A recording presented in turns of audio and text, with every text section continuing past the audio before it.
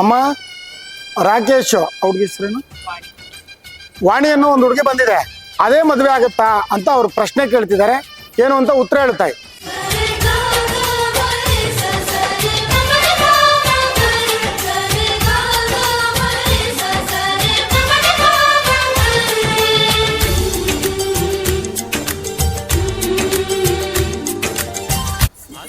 Try ಮಾಡಿ ಅದೇ ಆಗುತ್ತೆ. ಅಮ್ಮ ಅವತ್ತು ಶಯನೋತ್ಸವಕ್ಕೆ ಬಂದು ಕೂರ್ತಾರೆ ಅವರು, ಹಾಗಾಗಿ ಅವ್ರಿಗೆ ಸಂತಾನದ ಫಲವನ್ನ ಕರುಣಿಸ್ಬೇಕು, ಆಗತ್ತಾ ಅಂತ ಕೇಳ್ತಿದಾರೆ. ಏನು ಅಂತ ಹೇಳವ.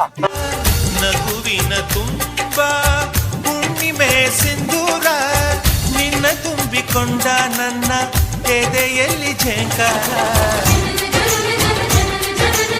ಭಾಗ್ಯಲಕ್ಷ್ಮಿ ಮನೆಯಲ್ಲಿ ಸ್ವಲ್ಪ ಸಮಸ್ಯೆಗಳಿದೆ, ಮಗಳದು ಅಳಿಯಿಂದ ಸಮಸ್ಯೆ ಇದೆ, ಮನೆಯಲ್ಲಿ ನೆಮ್ಮದಿಯ ವಾತಾವರಣ ಇಲ್ಲ.